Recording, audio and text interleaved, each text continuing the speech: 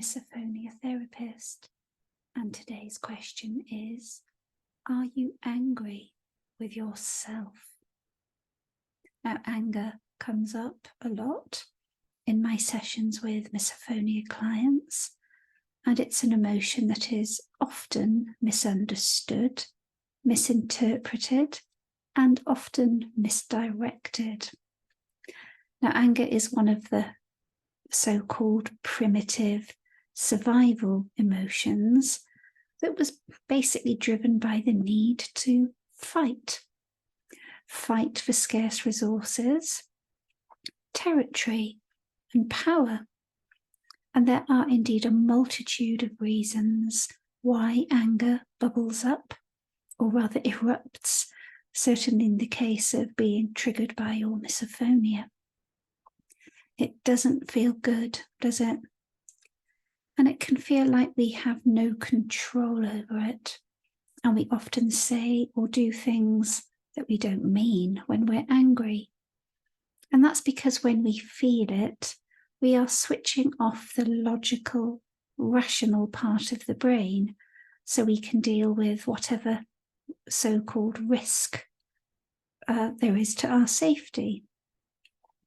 Now, I work a lot with anger, and as I said, I know that it is very much not the first thing that my clients will tell me about or tell me how they're feeling, particularly women.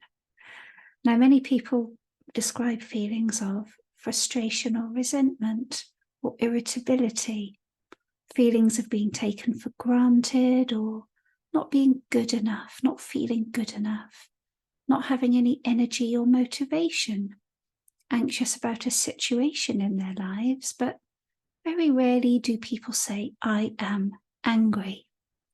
We hide it as if it was something to be ashamed of.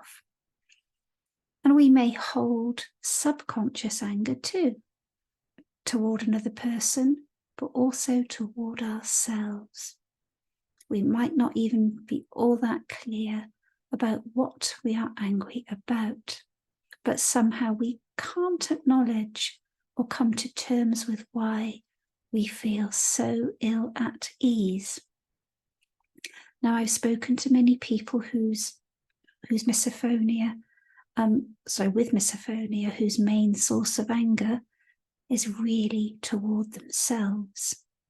Anger that they cannot control themselves or cope with a particular person or situation in the way that other people appear to do.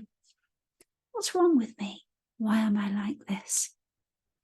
And the more we fight the feeling, the worse it will become, because by resisting and fighting, we're just creating yet more anxiety and anger.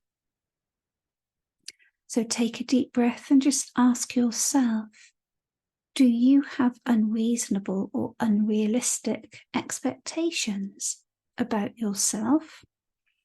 Many misophonia sufferers are perfectionists who pile a huge amount of pressure on themselves. Do you feel guilty for asking for help or even showing other people that you are hurting or struggling? Was it not the done thing to show emotion while you were growing up? We have emotions for a reason. We don't choose them. They all need expression and outlet. And of course, letting rip in a fit of rage is obviously not always going to be helpful or appropriate, but you do have the right to feel your feelings and the right to express them. And finding the root of why they are there in the first place will often require lots of honest reflection. Expressing anger doesn't always feel safe. And maybe that is why we suppress it so much. And there's a theory that misophonia in some people can be the result of suppressed anger, unresolved anger. So can you find a way to release your anger if it's there, in a way that feels safe, in a way that feels right, especially if you yourself are the focal point of it. I can almost guarantee that you'll start to feel better. And as ever, if you need help, then please feel free to DM me, and I will be back later this week with more content. Bye for now.